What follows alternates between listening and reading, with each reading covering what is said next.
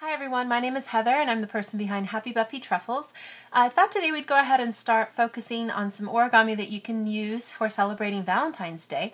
I know a lot of people like to hand make things during this time of year, so I thought we'd get a jump start, give you guys time to kind of work out whatever it is you want to make.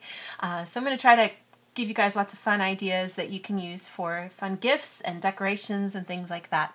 And I thought today I'd show you guys how to make a heart, and it's kind of an in-between step of another origami and traditional origami. Now there are a lot of other really great heart origami out there. They're all, claimed by some very wonderful artists, and I would recommend you guys search for those. There's some really fun ones out there. Unfortunately, I can't share any of those with you guys because getting permission has been too difficult or always a negative response, so that's why I've kind of been focusing more on traditional stuff. But I noticed when you make one of the tables or traditional table origamis, at one point you get really nice, cute, kind of 3D looking heart, and I thought I'd share it with you guys today, and then we can maybe use it for some other projects too. What you want to do here is you start with your paper with the color side facing down, and we're just going to put some basic creases. So you could start with your horizontal and vertical creases, and then also with your diagonal creases as well.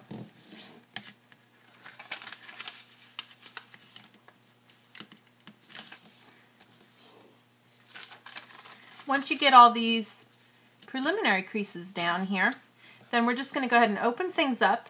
And I'm going to start off by doing a zabuton base, or a blend space, where you take each of the four corners and fold towards the center.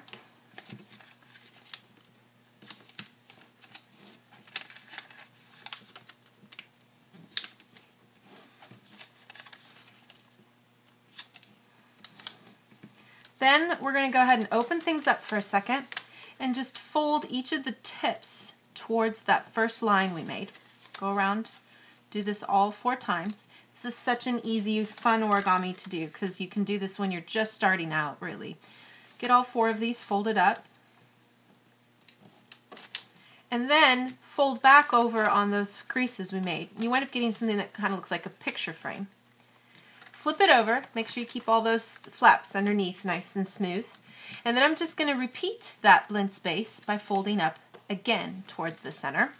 You should see that little white crease from underneath. Get all 4 sides folded up. Then, once you finish that, open things up and do the same thing again. We're going to fold up to that first crease. So you're basically doing the same steps twice by first doing one way and then going again at the smaller stage as well.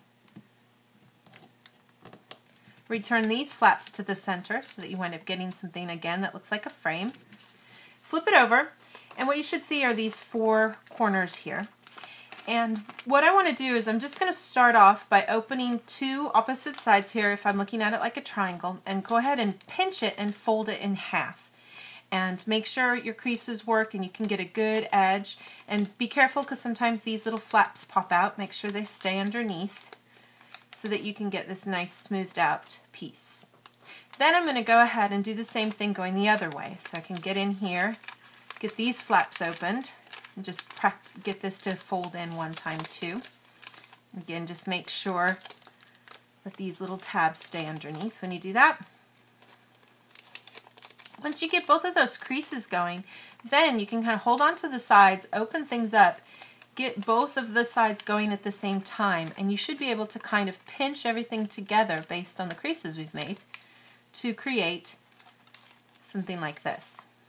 And then when you push in, we're going to hold with the left side here, kind of giving this as our base. Push this side over, getting these 2 sides to pinch together, and then keep these 2 on the other side, and you wind up getting this nice little heart shape.